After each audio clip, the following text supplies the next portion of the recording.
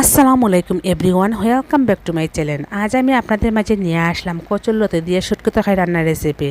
আর রান্না করতে কিন্তু আমরা সবাই জানি, কিন্তু এক একজনের রান্না এক এক রকম হয়ে থাকে বিয়াস। আর এই শুটকি তরকারি রান্না করার জন্য এখানে আমি কচুরলতি নিয়েছি, এগুলোকে আমি অফ ক্যামেরায় বানিয়ে তারপরে বাফ দিয়ে পানিটা ফেলে দিয়েছি, এতে করে গলাতে চুলকাবে না। তারপরে নিয়েছি শীতল, আর শীতলগুলোকে আমি ধুয়ে তারপরে জাল করে নেব অফ ক্যামেরায়।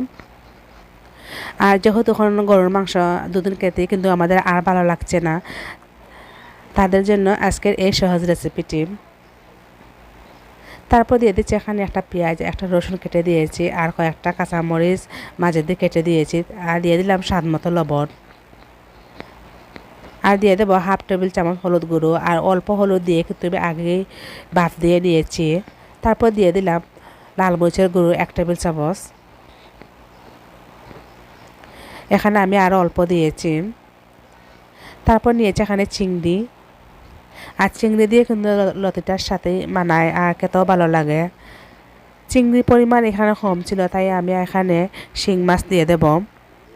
আর শিং মাছটা আমি এখন কেটে দেখাবো। আর শিং মাছের গলার পাশে একটা রক থাকে, সেটা কেটে ফেলে দিতে হয়।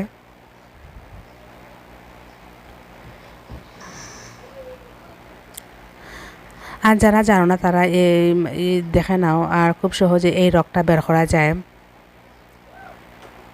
আর যারা জানো এই রকটা কীভাবে বের করা যায়।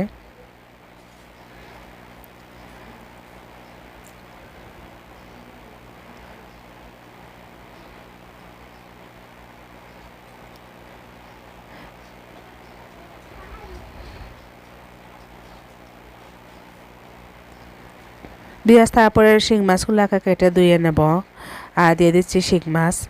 আপনারা এখানে চিংড়ি মাছ দিয়েও রান্নতে পারতাম, খালি শিং মাছ দিয়ে রান্নতে পারতাম। তারপরে দিয়ে দিলাম এখানে যে শীতল জাল করে রেখেছিলাম সেটার পানি।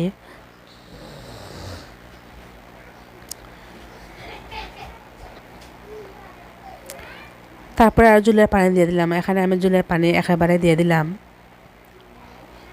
তারপরে চামচ দিয়ে নেড়ে চেড়ে দিয়ে নেব। এরপর চুলায় বসিয়ে নেব, আর বলক আসা পর্যন্ত অপেক্ষা করব।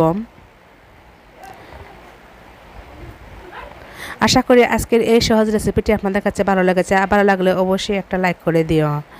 বলক চলে আসার পর আরও 5-6 মিনিটের মতো রান্না হয়ে নেব। আর এই লতিগুলি বেশি সময় দিয়ে রান্না করতে হয় না, অল্প সময়ে কিন্তু এই লতিগুলি রান্না করে নেওয়া যায়।